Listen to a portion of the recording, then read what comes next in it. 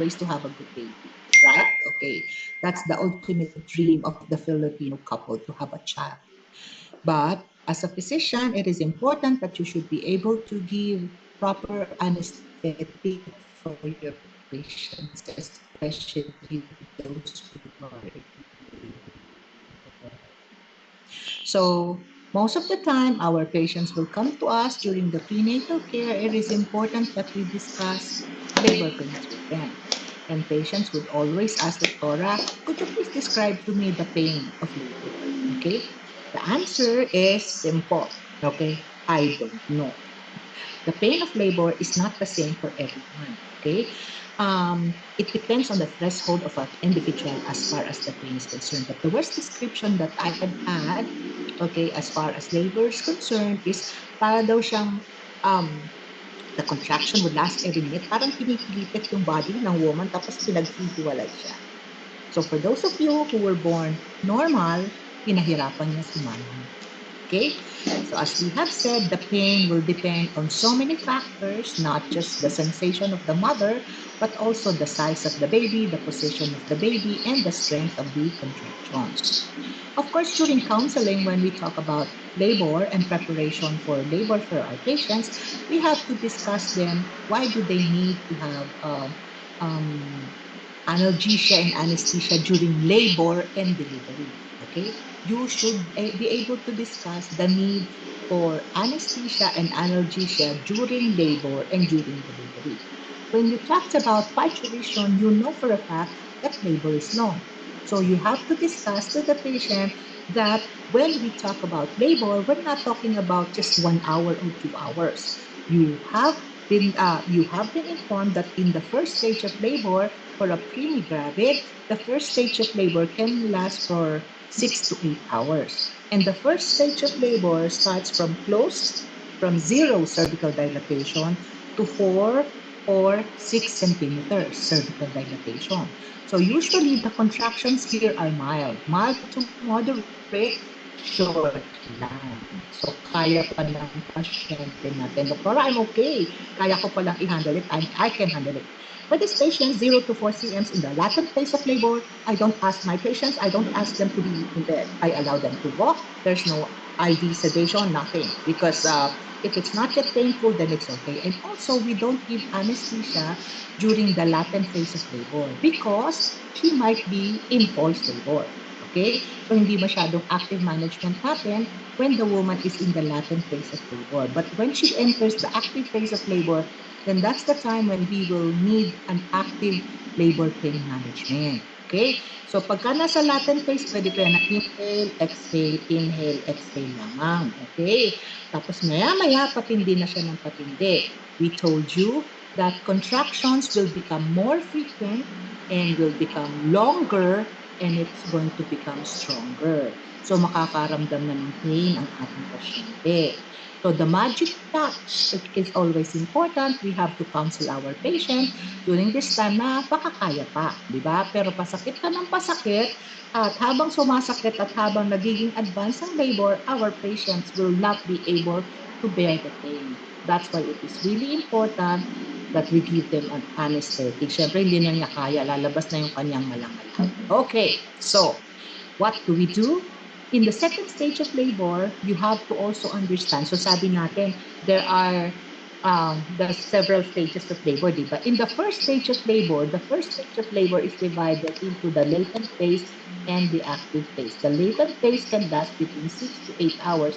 The active phase will also last around 4 to 6 hours. So kadalasan in the active phase, doon tayo nagbibigay ng anesthetic because in the active phase, that is the time when it is really very, very painful.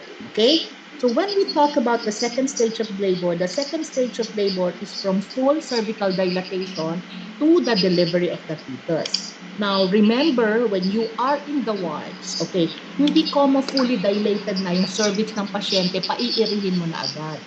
For a primary gravid, it takes 2 to 3 hours to complete the second stage of labor, which is from 10 centimeters to the delivery of the fetus. So alam nga namang paiirihin mo siya for 2 to 3 hours every 2 minutes, lasting for 60 seconds.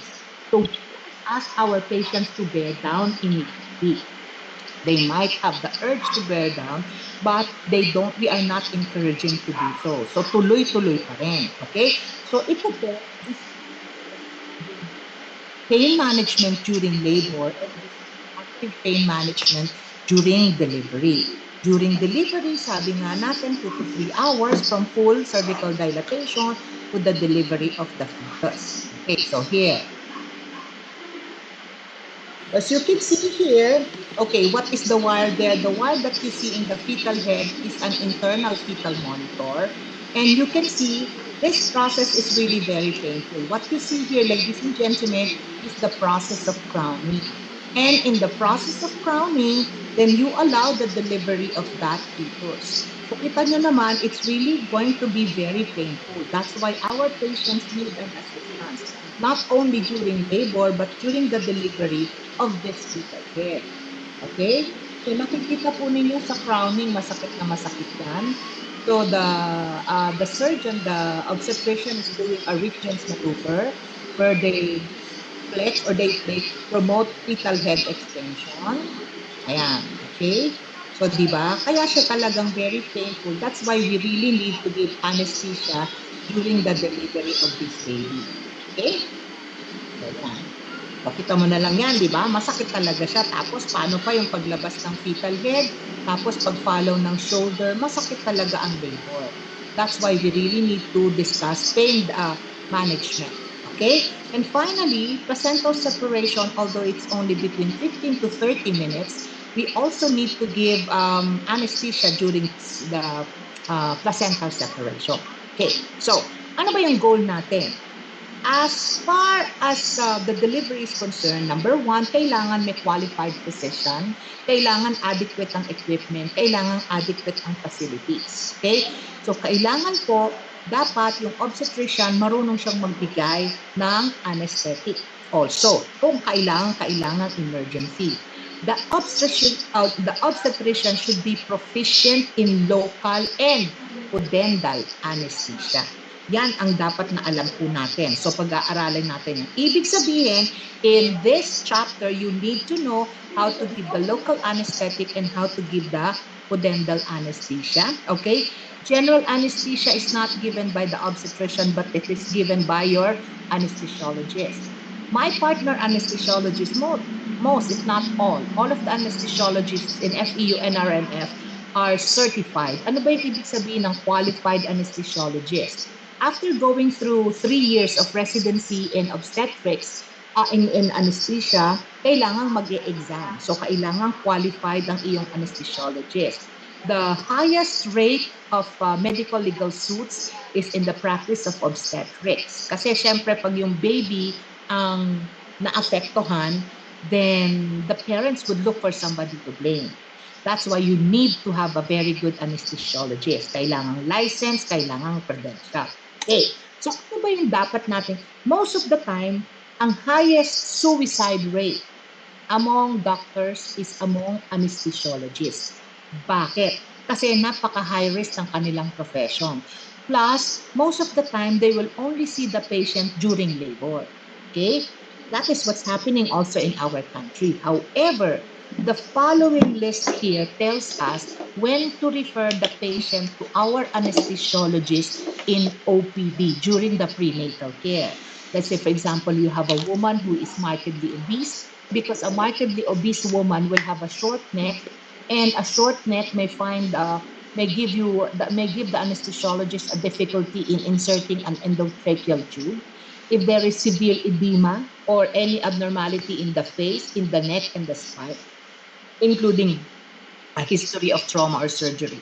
Remember, okay, although you only plan to give local anesthesia, okay, kailangan maa-assess ng ating anesthesiologist yung patient natin as a whole, because there is always a slim possibility that a general anesthesia might be needed. Okay, so kung yung ating pasyente is markedly obese or the patient has several abnormalities in the face that will make it difficult for the anesthesiologist to insert the endotracheal tube, then dapat ipa-assess na siya.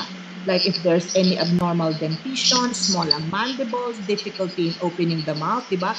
Kakahiya naman, ganyan yung pasyente, may difficulty opening the mouth, nagkaasawa pa at nagkaanak. Samantalang ikaw ang ganda-ganda mo, di ba? Ayan, short ang stature, short neck, there's any arthritis of the neck, presence of a goiter. So as you can see here, the first five, okay, indications when we need to have our patients assessed by the anesthesiologist even prior to labor are those with indications where insertion of the endotracheal tube may be difficult. Okay, so of course those patients with medical comorbidities like patients who are cardiac, who have pulmonary disorders or who have a bleeding disorder, neurological disorder, those with bleeding disorders, those with severe preeclampsia, with the history of previous anesthetic complications, and okay, those who are most likely to have an operative delivery. Let's say, for example, may placenta previa yung ating pasyente, or breech or multiple gestation. So these patients are best referred to the anesthesiologist even before labor and delivery. So the next question now is, which is the best method? Okay? As we have said, labor pain is individualized. Iba-iba ang interpretation ng patients for the stimuli. So, walang best talaga. Okay? There's no such thing as one size fits all. It depends on what your patient needs. Okay? So, ano ba yung methods of pain relief during labor? So, ito na yung pag-uusapan natin. Okay? We can give pain relief during labor. So, there are two types of pain relief during labor and during delivery. Pwedeng non-pharmacologic, pwedeng pharmacologic. Ano yung non-pharmacologic? Pharmacologic includes lamas, hypnosis, and even acupuncture. Lamas is a method of breathing, and it's more of psychological rather than biochemical. Okay, we ask the presence of the husband or any other family member. Do we have a Lamaze room in FEU? We used to have a Lamaze room in FEU, but most of the time our patients end up asking for an anesthesia. I have never tried Lamaze for my patients. Naaawa kasi ako eh. With the advent of anesthesia, no woman should suffer labor pains. Okay? So aside from that, from the breathing exercises, the partner or a family relative is also taught massages, okay? So that they can help the woman control pain. Okay, so ganyan yung lamas. What about, okay, hypnosis, di ba? Sasabihin mo hypnosis, hindi masakit yan. Hindi masakit yan. Hindi masakit yan. Pero it doesn't really work. Acupuncture, sometimes it works. I have never seen a woman go through labor using an acupuncture, although acupuncture is now a science. There are anesthesiologists who study acupuncture para daw makatulong. Diba? There are areas in the body that you will need to puncture to control the pain. Pero pagka ganito ng kadami ang ilalagay mo, siguro dapat mag-anesthesia ka na ng iba. Okay, now, how about analgesics? Okay, so yun yung mga analgesics. So sabi ko that the first few, the lamas, acupuncture, and hypnosis are non-pharmacological techniques in delivering analgesia and sedation during labor. So what else? We can also give parenteral agents, gas agents, regional blocks, and even ang general anesthesia is not given during labor. This is only given during delivery. Okay? So lahat ng the first three can be given during labor. The general anesthesia is given only during delivery. So let's talk about the different parenteral agents. The most common parenteral agents used, nadidinig niyo ako ng mahusay? Yes po, Doctor. Okay. So if there's any question, please raise your hand. Okay, you can chat you can type something in the chat box. I will be notified. Okay? So, now, ano po yung mga parenteral agents for analgesia and sedation? Remember, we only sedate during labor. We don't sedate a woman during delivery. She needs to be awake. Kailangan ko yung expulsive forces niya, yung pag-bear down niya to deliver the baby. Otherwise, I'm gonna have to deliver that baby via vacuum delivery or via forceps. Okay. So we're talking about labor, okay? How do we manage labor pains? Parenteral agents include meperidine, promethazine, butorphanol, and fentanyl. These are the agents that we can use for analgesia and sedation during labor. Okay? So, ma'am, dapat ko po bang alam yan? What should you remember here? When we talk about meperidine, okay, looking at meperidine here, okay, ayaw sumulat na ng ballpen ko, wala nang, okay. When we talk about meperidine, okay, is given every 1 to 2 hours. Why? Fast-acting siya, okay? Once you give it, maganda yon, di ba? May advantage ang meperidine. Pag binigay natin yung meperidine, within 5 minutes, andyan dyan na agad ang kanyang effect. So, hindi na magtatagal. Ganun, look at fentanyl. Fentanyl, the onset of the effect of fentanyl is 1 minute. Okay? Ang butorphanol, 1 to 2 minutes. Ang morphine, medyo matagal pa eh. Kaya lang, okay, so the fast, so number one, we need to know the onset, okay? So parang in pain na talaga yung pasyente, mas magandang ibigay yung fentanyl compared to meperidine because the activity of meperidine is around 5 minutes pa. Kaya lang, look at this, okay? Ano yung neonatal half-life? Okay. When we give a sedative to the mother, obviously these sedatives would cross the placenta. Is it good or bad? It depends, okay? We want the baby to take the first breath. The moment the baby is delivered, the first breath is important, okay? So, if the baby is asleep because the mother was given a parenteral agent, that baby will not breathe. Right?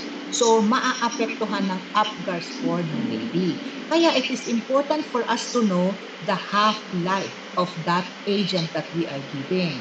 So what do we see here? Fentanyl, the half-life is 5 hours.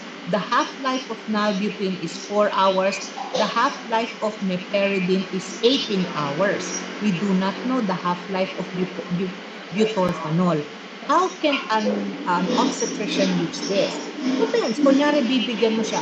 Kunyari, okay. Nag-po ng pasyente. Okay, ayaw sumulat talaga ng ballpen ko. Let's say, for example, okay, this is the patient's labor curve. Kunyari, yung duration of labor. Ito yung the first stage, this is the second stage of labor. Okay?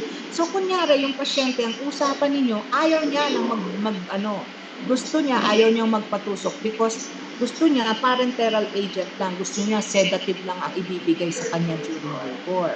Let's say, for example, the patient is already 9 cms. 9 cms dilatation na. Okay, ano ang ibibigay natin na anesthetic na parenteral agent, na sedative? Bibigyan mo ba siya ng fentanyl o bibigyan mo siya ng meperidine? The answer depends on the neonatal half-life. Why? If you give her fentanyl, the half-life is 5 hours. So, aabutan. Ibig sabihin, at 9 cm siya ngayon, di ba? In 5 hours time, manganganak ba si mother? Yes, most probably yes. Kasi ang second stage, 2 to 3 hours. 1, 2, 3. So, anytime here, pwedeng manganak si mother. Okay? So, anytime here, pwedeng abutan. Ibig sabihin ng abutan, the effect of fentanyl maximum is 5 hours. So, pag nandito, si baby affected. Right? Maaapektuhan si baby. Therefore, pag 9 cms na ang cervical dilatation, kadalasan yan, hindi na namin pinabibigyan ng parenteral sedative. Kasi whether you give fentanyl or you give meperidine, most probably aabutan si baby ng fentanyl. Si meperidine baka hindi pa.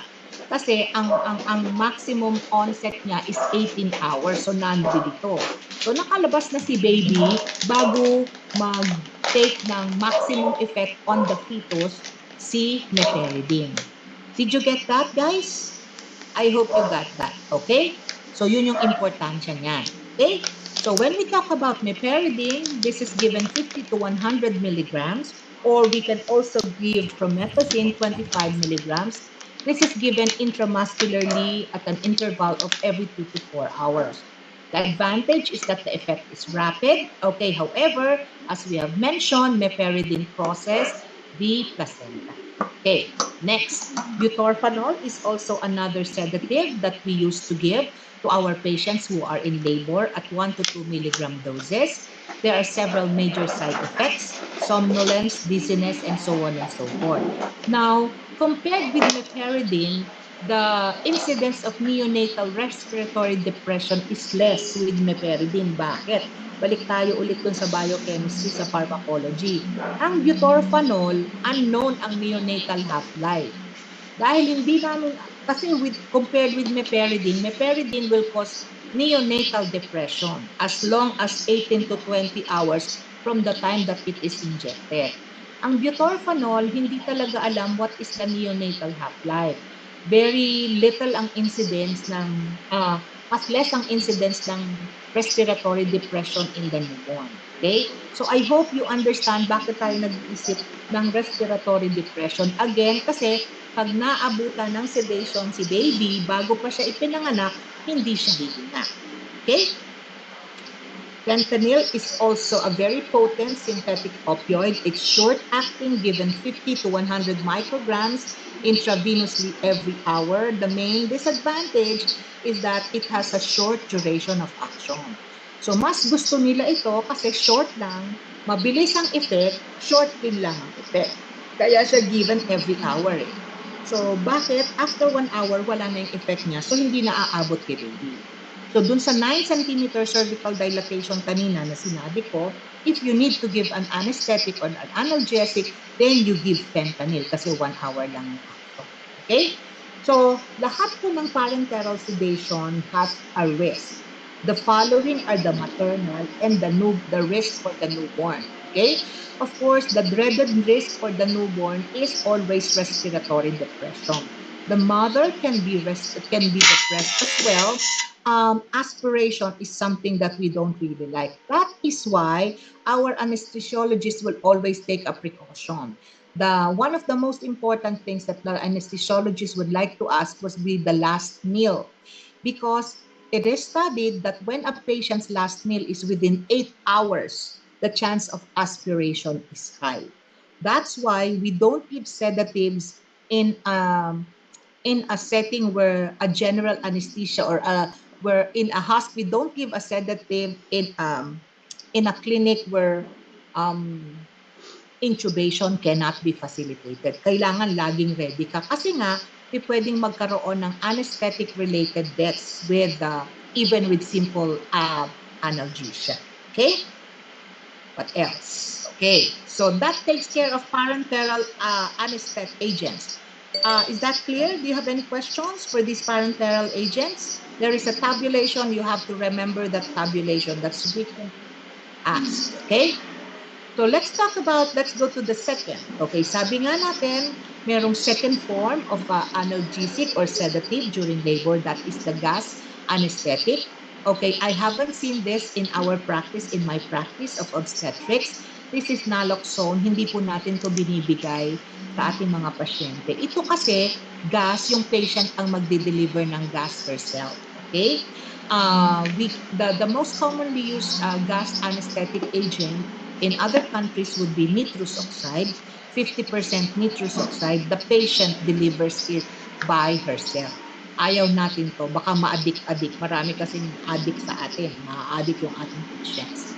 And finally, the most common would be the regional blocks. Okay, ang regional block is a regional anesthesia. Hindi siya general anesthesia. So we only block a region of the body. That's why we have to understand the sensory and motor distribution. So kung alam mo kung ano yung sensory and motor distribution, kailangan, ano ba yung dapat mong i-block? Depende kung ano yung dapat mong i-block. Ano bang pain ang tatanggalin mo? Pain in labor or pain during delivery? Pag pain in labor, di dapat mas mataas kasi yung tiyan di ba, ang kailangan anesthetic. Kung pain during delivery, dapat dito ang ano mo. Kunyari, isisisayang section natin yung pasyente.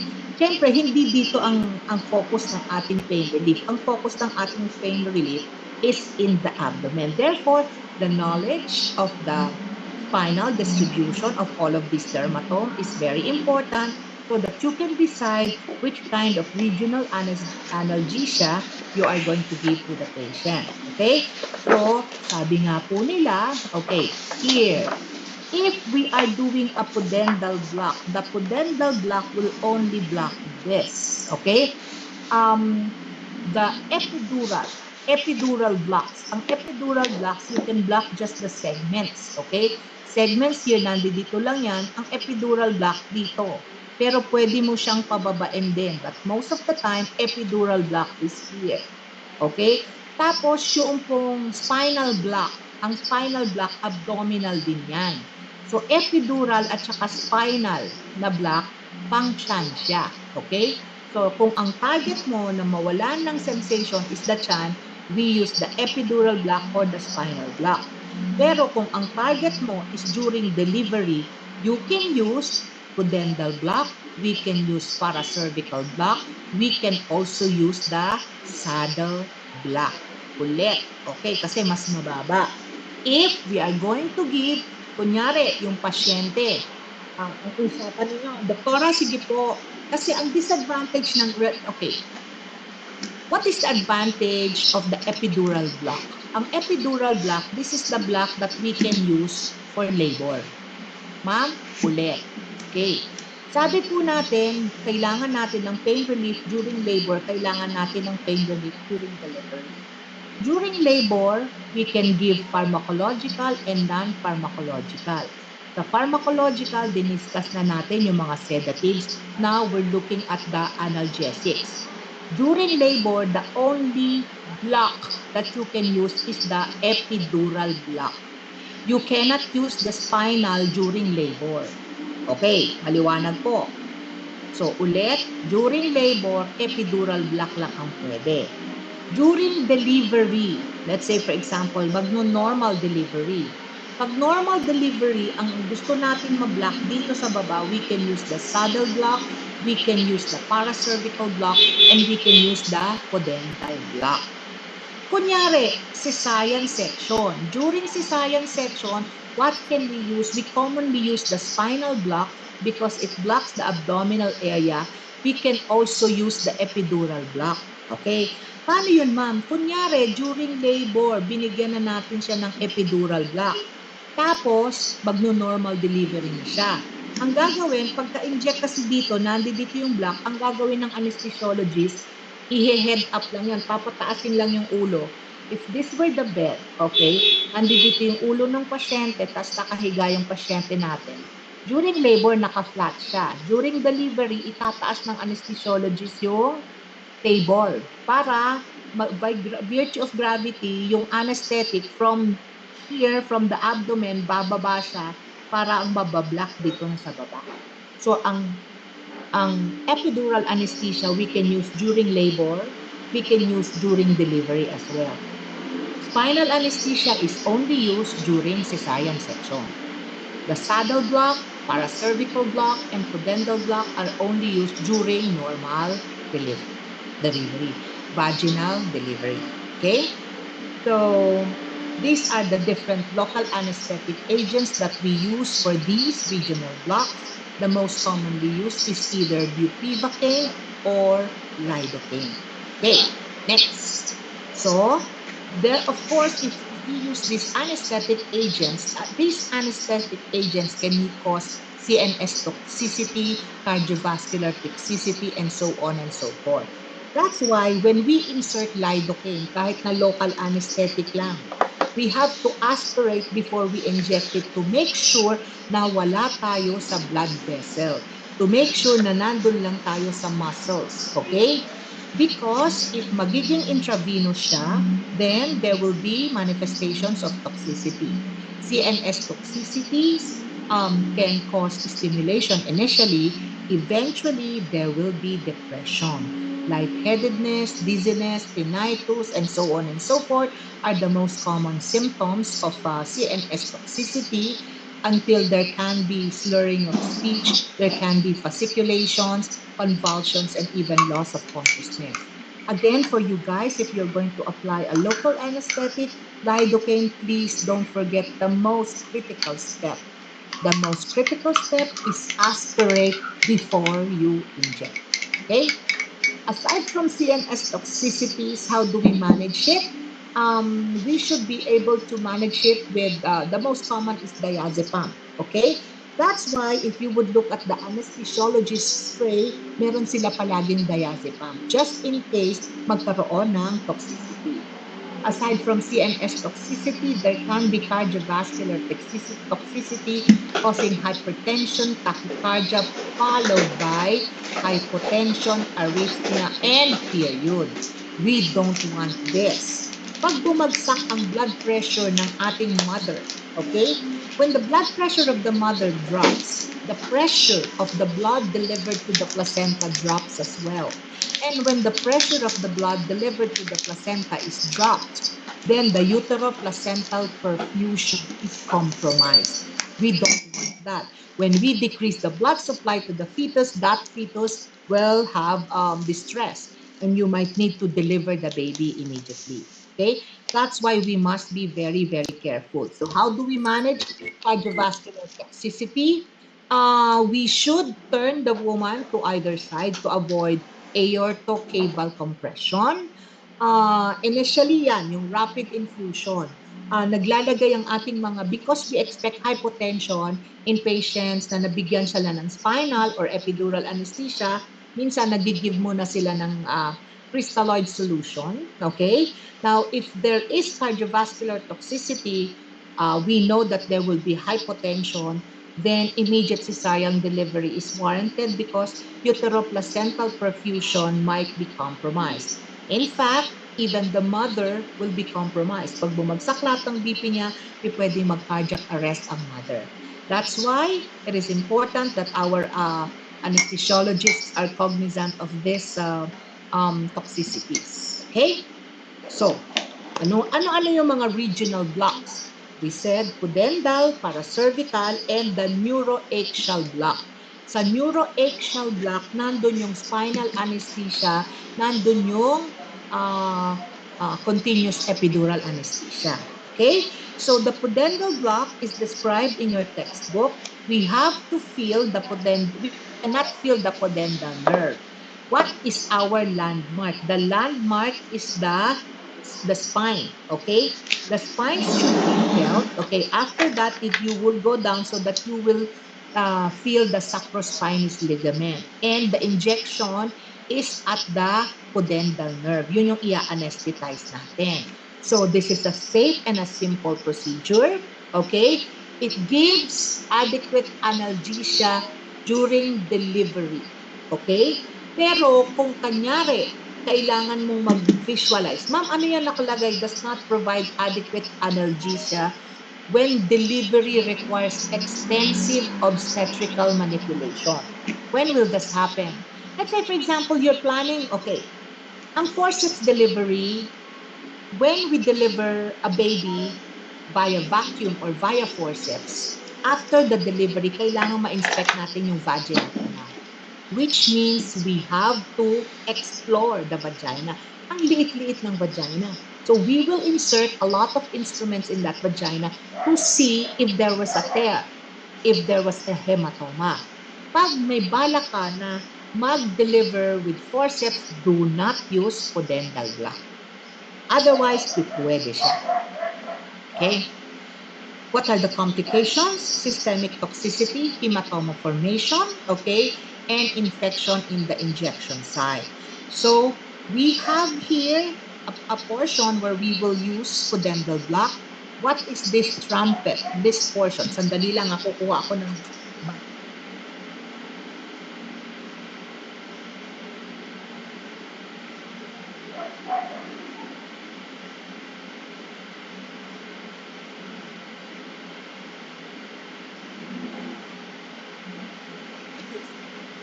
here, there is a trumpet. Ano yung white thing? That white thing is called the Iowa trumpet. Iowa trumpet. Okay. Wait lang po. Talagay ko kaya ayaw na mag-drawing. Line battery.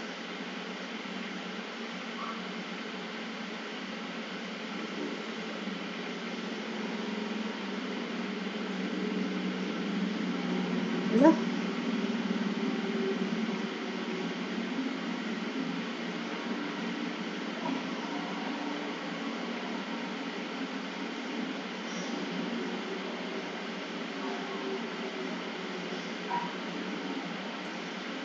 Ayaw, sorry po.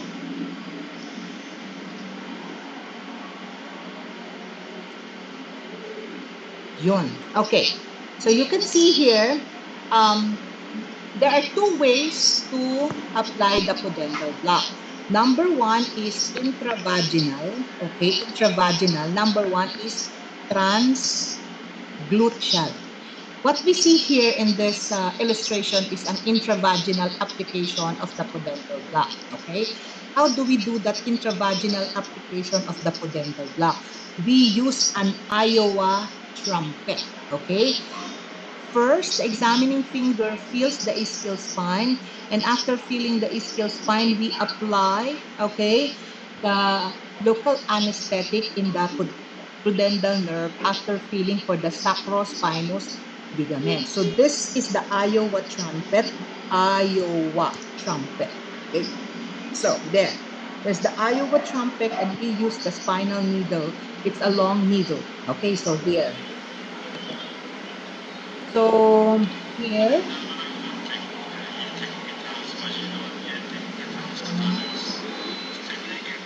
okay, so the examiner, okay, is feeling for the ischial spine. Okay, napakatapang nito. Mali ito, ha? Okay. Remember, you see here, nilagay niya yung needle diretso sa vagina, walang Iowa trumpet. We don't do that, okay? Kasi baka matusok mo yung fetal head. So initially, the obstetrician is feeling here for the ischial spine, and once he felt the ischial spine, then he applied the lidocaine. Okay?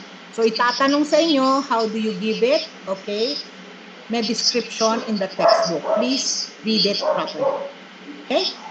Next would be, paracervical block. This is also good, okay? This time, we just block, okay, the paracervical area.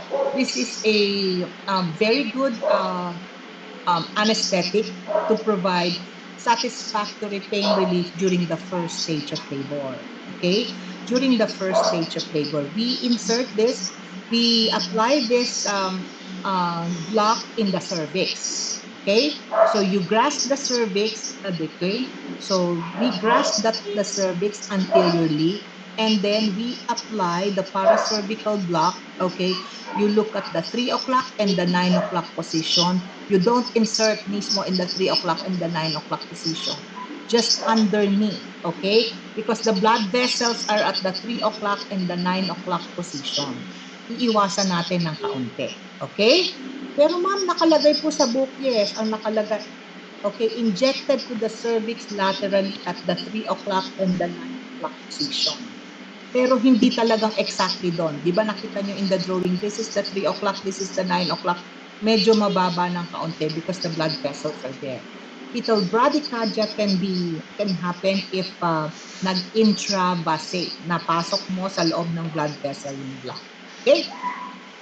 No questions so far?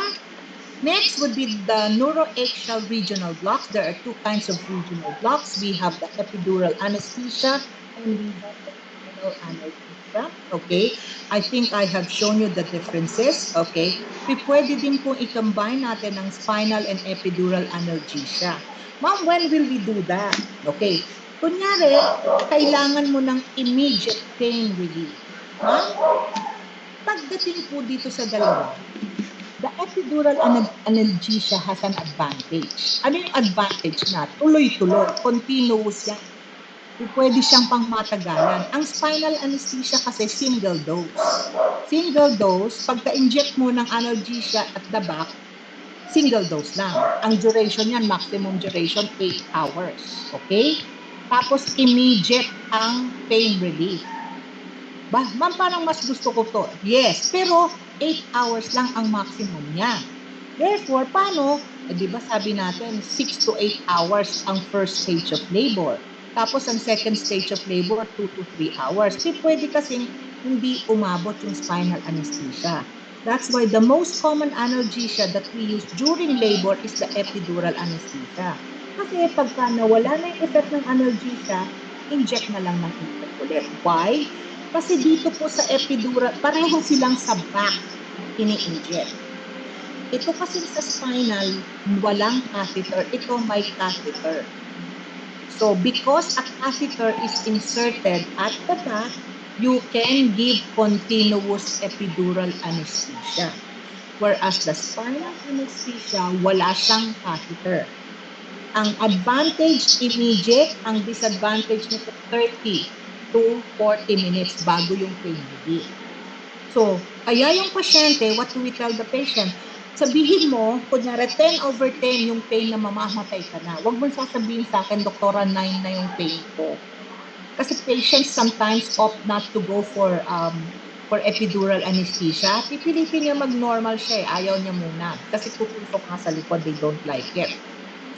Even if we explain na safe naman siya. So sometimes yung pasyente, sasabihin mo sa akin if the pain is already 5 or 6/10. Huwag mo sasabihin sa akin pag ang pain ay 8 or 9/10 na. Kasi it's going to take 30 minutes to almost an hour before mag-take ng effect yung epidural anesthesia. Of course, pwede namang tuloy-tuloy. I hope you understand that. Okay? Pwede din natin siyang i-combine kapag sakit na ngayon, tapos mahaba pa yung expected natin na duration ng labor. Okay? So this is for spinal and epidural anesthesia. We have to identify the epidural space and the space for the spinal anesthesia. So ang epidural space, ito ang ginagamit po natin. Bakit nawawala? Ayaw talaga ng ballpen. Sorry po. There's something wrong with my ballpen. Okay.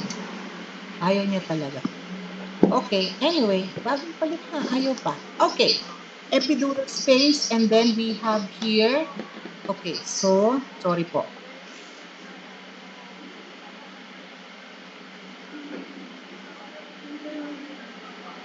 Okay, so this is the space for the epidural anesthesia, and this is the space for the spinal anesthesia. Okay? So dapat alam yan, these spaces parang ang dali-dali pero mahirap yan for our anesthesiologists. Ang kinakapalang nila yung back, yung bones at the back. Okay? So these are the advantages of the spinal anesthesia. I think I've mentioned this. Good for vaginal delivery, good for cesarean section. Ano po ang dapat na i-memorize ko dito, Doktora? Saan yung block pag vaginal delivery? Pag vaginal delivery, you need to block P10 to S5. Pag cesarean section, you need to block P4 to S1. Okay? So, depende. Kaya nga, yung level ng pag-inject at the spinal at the back depends on what the purpose of the anesthesia is for. Okay? So, this is for vaginal delivery. This is for cesarean section. These are the complications of spinal anesthesia. Hypotension, I think we've mentioned that. Ma'am, ano yung high blockade? High spinal blockade. Okay. High spinal blockade. Sabi po natin, merong levels, di ba? Sabi natin, pagka cesarean section, ano yung level? Dapat ang level ng anesthesia mo, P4 to S1. P4 hanggang S1. Okay? P4 to S1 dito. Okay, huwag sa S2. Sometimes, ano yung ibig sabihin ng high spinal? Na-anesthetize hanggang sa mataas, mas mataas pa sa P4. So, pati yung diaphragm na-anesthetize. Ano ang magiging side effect ng high spinal anesthesia? Pag na-anesthetize natin yung diaphragm, hindi mag-work ang diaphragm. Ano mangyayari? Mag-a-arrest, magkakaroon ng respiratory arrest yung pasyente. Kaya nga po, when we have patients for anesthesia, ang anesthesiologist natin needs a bed that can either make the head go up, okay, pwedeng head up or pwedeng head down. Kunyari, pagka-inject ng anesthesia, ang ginagawa ng anesthesiologist, diba naka-lateral yung pasyente. Pagkahiga ng pasyente, hine-head up agad ng anesthesiologist para by gravity, bababa yung anesthetic agent. Sometimes, pag nagkamali, na-head down yung pasyente. Okay? Na-head down yung pasyente, sa taas mapupunta yung anesthetic agent. Okay? So, dapat ma-recognize ng ating, it's important, because this is the reason why we need a qualified anesthesiologist. The anesthesiologist, kasi puro, puro hula yan di ba? These are all just by touch, okay? Hindi nila alam exactly, hindi mo naman makikita exactly kung nasa P4 talaga or nasa S1 or S2 yung anesthetic agent, okay? Kaya kailangan magaling yung anesthesiologist mo. The anesthesiologist should be able to recognize spinal, okay, high spinal blockade. Kasi kung mamamatay yung pasyente mo, mag-a-arrest. Diba? Parang when I was a resident, okay, my anesthesiologist, I was going to teach my younger resident to do a cesarean section in a breech delivery. I remember, it was Dr. Laila Reyes. I was going to teach, I was her chief resident. I was going to teach her how to do a cesarean section in a breech delivery. Tapos sabi nung anesthesiologist ko, si Dr. Duque, Mare, sino gagawa? Si Laila. First CS niya. Ikaw na gumawa. Bakit? Nag-high spinal ako. Meaning, napapansin niya that the anesthesia has gone up. So, nag-a-arrest yung mother. Paano ma'am yun? Nabuhay? Yeah. The treatment there, intubate lang. So, pag na-recognize ng anesthesiologist mo na nag-high spinal blockade, i-intubate. Okay? Paano naman ma'am yung postural headache or spinal headache? So sometimes natutusok sa likod, di ba kinakapalan ng anesthesiologist yung buto. Tusok siya ng tusok sa likod, okay? Depende kasi sa anatomy ng back ng spines ng pasyente. Minsan marami siyang tusok, maraming spinal fluid na lumabas, that eventually can cause spinal headache. Ano yung symptom ng spinal headache? Yung pasyente, syempre postpartum, nakahiga. Tapos pag sasabihin mo, bumangon ka na, maglakad ka na, especially for normal delivery. If the patient feels headache, pagka tumatayo, that's a spinal headache.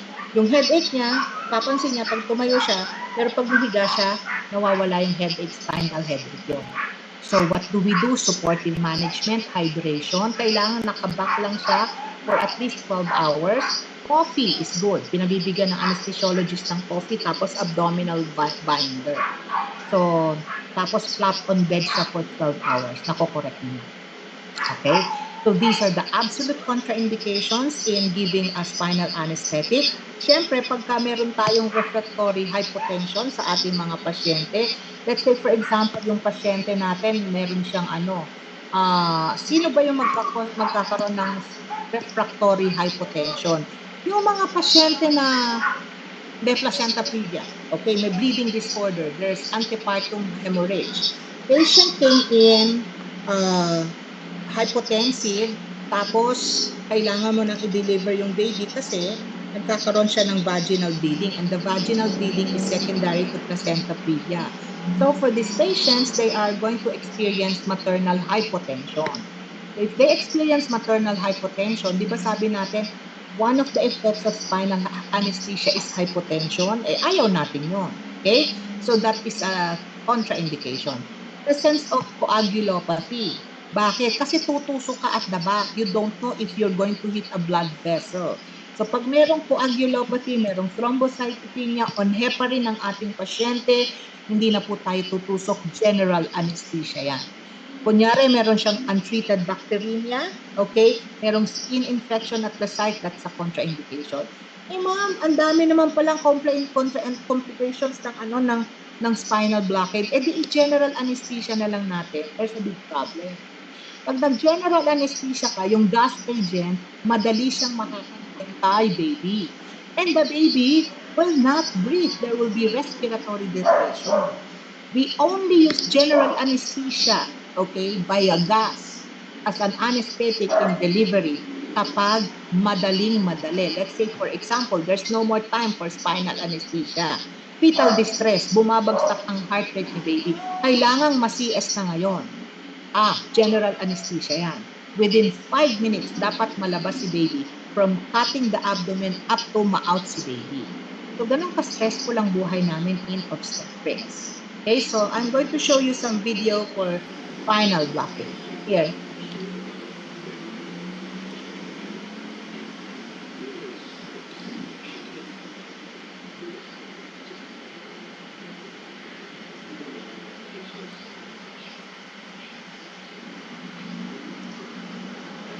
Ayan. O, there. Okay. Hindi naman totoo to na makikita nyo dito minamarkahan niya. Okay? Where they will do the block. Okay? Dito ngayon, in real life, wala nang mark na ganyan. Alam na nila, the anesthesiologist will be able to feel. Okay? So, here.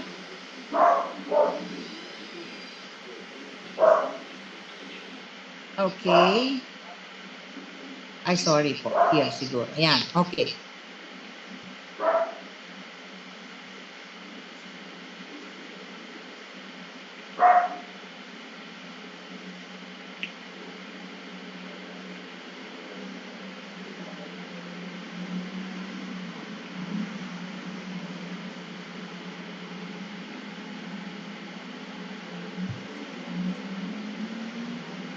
The anesthesiologist felt the space between the spines, and the anesthesiologist is now inserting a spinal needle. What they will not see, this is a blind procedure. Okay, puro feel lang lahat yan. Okay? They will advance the needle and they will feel a gill. Tapos they will observe the flow of the cerebrospinal fluid. I hope you can see it. So yan, nagpa-block, magda-drop na siya. So pagka bumabagsak yung nagda-drop dyan, may outflow of spinal fluid, then that means they are in the spinal area and they're in the correct space and they can now give there. O, see, nakita po niyo yung tumutulo yung CSF. Siyempre, konting CSF lang ang patutuluin kasi nga, sabi natin, magkakaspinal headache. You see that? The anesthesiologist aspirated kasi to make sure na hindi nasa blood vessel. To make sure na nasa spinal area namin siya. Okay? So that's for the spinal block. Okay? This is for epidural anesthesia. Siyempre, wala namang maiiba. Pareho din lang yung level ng dermatome that they have to anesthetize. T10 to S5 for vaginal delivery, T4 to S14 cesarean section. Okay? The longer labor, I think I have explained this already. So, dito na tayo. Okay? So, complications are the same complications with the spinal anesthesia. Contraindications are almost the same contraindications with epidural anesthesia. And this is the favorable, this is what we want for patients with severe preeclampsia and eclampsia. Advantages and disadvantages, here is the video for epidural anesthesia.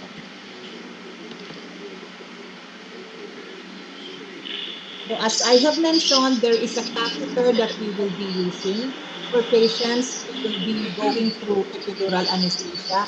The mark here, yung mark niyan for the purpose of the video lang, ha? In real life, hindi na minamarkahan ng ating mga anesthesiologists. They know already. Alright?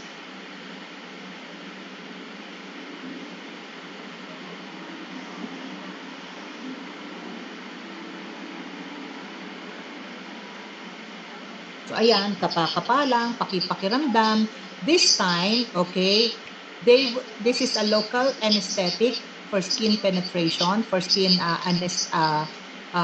anesthesia. Then you see here, the epidural needle is bigger than the spinal needle. Kasi it's a large bore needle na ang bagal ng mga anesthesiologist. Yan. That is a bigger needle. See? That's the epidural needle. Okay? So, i-inject, pakikiramdaman yung space. Tapos, yan, na-enter na yung ligamentong flavum. Okay? So, this time, yung needle na yan, wala pang medicine, it has air. Habang nagpo-forward yung needle, yung air, ayan, na-note na niya yung loss of resistance, alam niyang nasa epidural space na siya. So once the epidural space is reached, then a catheter is inserted through this large bore needle. So yung catheter na yan maiiwan sa loob ng epidural space. Okay? Kita natin, ini-insert yung catheter. I can give you a copy of this videos, this lecture, if you want. Please send me an email so that I can give it to you.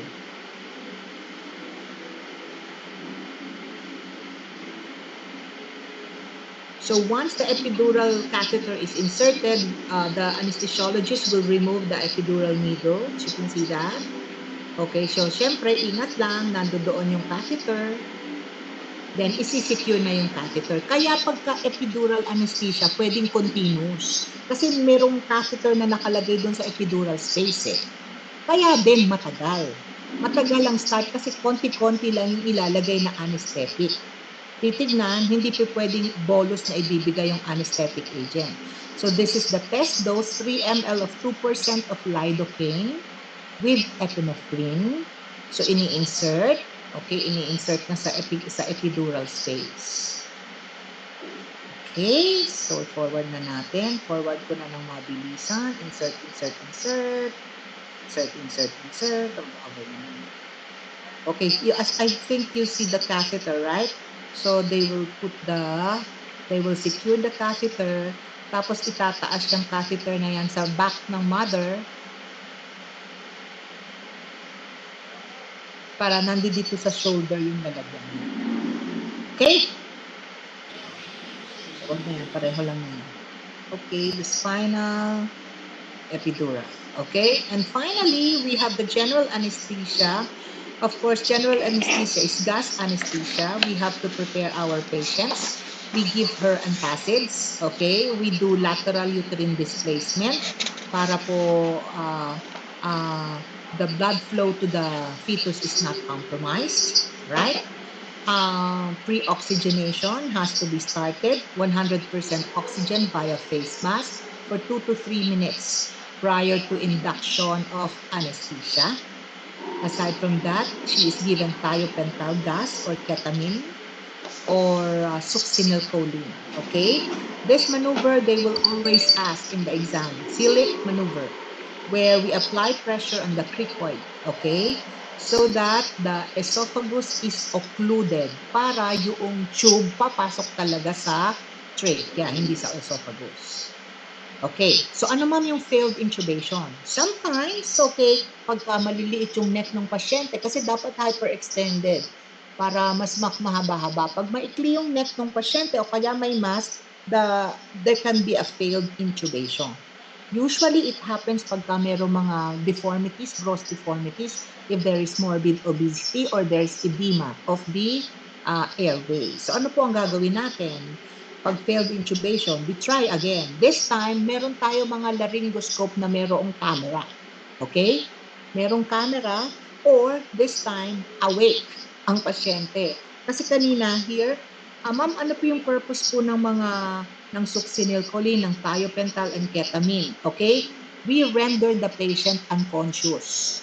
Bago i-induce, siyempre lalagyan mo ng tube dyan sa, di ba?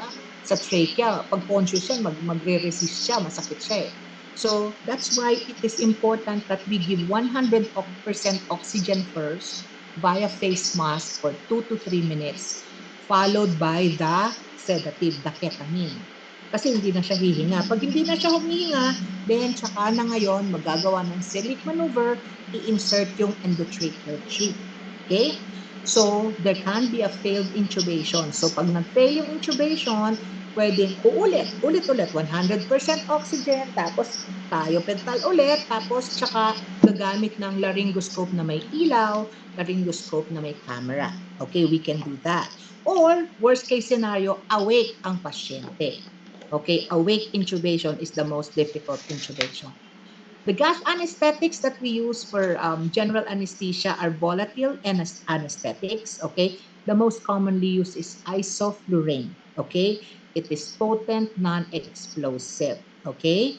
Gas exposure and pregnancy outcome, all anesthetic agents will depress the mother and the fetus as well. Therefore, induction to delivery time is minimized. Sabi ko nga, the delivery from the time of delivery, the time of induction to the time of delivery should be 5 minutes. Ang hirap nun ang bilis nun. Okay? So pagka mabilis yung ginagawa mo, mabilis yung hiwa mo, you can injure a lot of organs there. Right? Ano po yung unang-unang ma-injure? Pag mabilis ang hiwa mo sa abdomen, syempre hindi pwedeng fan and steel, hindi pwedeng bikini, kailangang midline incision. Ano yung pwede mong injure? Pwede ka maka-injure ng bowel. Second, pwede mong ma-injure yung bladder. Next, pag hinihiwa mo na yung uterus, pwede mong mahiwaan yung baby. Diba? Kasi dapat dahan-dahan lang. Because you don't know, let's say for example, this is the uterus, uterine wall. Tapos ito yung mukha ng baby. Paano kung nakadikit yung mukha ng baby? Siyempre, pag hiwaan mo ng muscle ng uterus, pwede mo mahiwaan yung baby. Eh pagka general anesthesia, nagmamadali ka 5 minutes, you only have 5 minutes. So this is a really very dangerous job for us. Eh ikaw kaya, anak mo kaya yon, mahiwa mo, may hiwa ako. Kahit na gaano kamahal si Doktora Alenzuela, pag nahiwaan ko yung baby mo, papatayin mo ko. Correct? So that's how the practice of obstetrics is. Okay? We also give antacids to our patients because of the danger of aspiration, especially during um, general anesthesia because we cannot control. That's why kailangan po there's a time, 8 hours of no fluid or no food. The last meal should be known to the patient. Okay? Patient should be fasting 8 hours. So how do we treat aspiration? Bronchoscopy. Pagka magkaroon siya ng aspiration pneumonia, lagot ka. Okay? That's a problem. We don't do lavage. We don't give corticosteroid therapy, and prophylactic antibiotics is not recommended for treatment of aspiration.